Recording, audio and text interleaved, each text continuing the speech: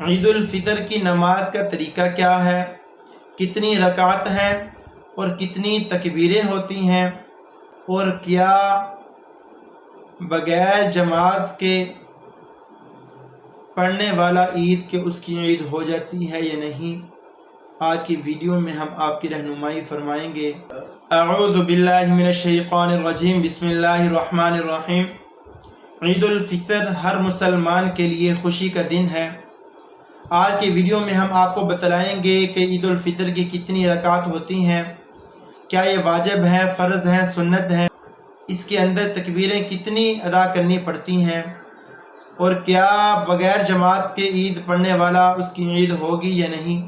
پہلی بات یہ ہے کہ عید الفطر کی نماز یہ واجب ہے۔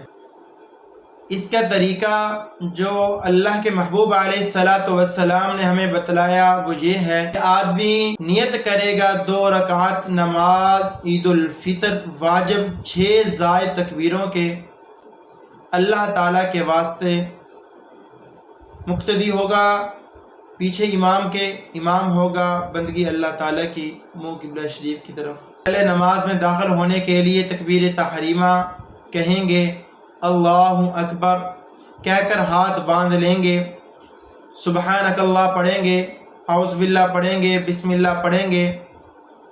اس کے بعد پہلی رکعت کے اندر 3 تکبیریں کہنی ہیں جو قرات سے پہلے ہیں۔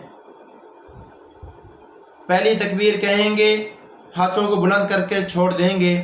دوسری تکبیر اللہ اکبر کہیں گے، ہاتھوں کو چھوڑ دیں گے۔ تیسری تکبیر کہیں گے، ہاتھوں کو باندھ لیں گے، سورہ فاتحہ کی قرات ہوگی، سورت ملائیں گے، رکوع ہوگا، سجدہ ہوگا۔ اسی طرح دوسری رکعت شروع ہو جائے گی، پہلے سورہ فاتحہ ہوگی، پھر سورت ملائی جائے گی۔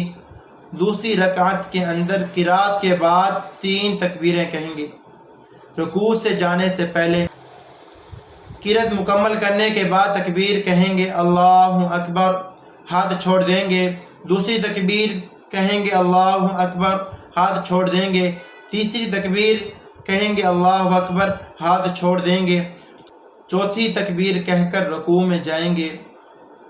3 تکبیریں پہلی رکعت کے اندر قرات سے پہلے، 3 تکبیریں دوسری رکعت کے اندر قرات کے بعد ادا کریں گے۔ اس طرح پھر رکوع، سجدہ اور تشہد کے بعد سلام پھیریں گے۔ اس کے بعد پھر خطبہ مسنونہ دیا جائے گا۔ خطبہ مسنونہ ہر مسلمان پر فرض ہے اس کو سننا توجہ کے ساتھ۔ اس طرح یہ نماز کا طریقہ ہے عید الفطر کا۔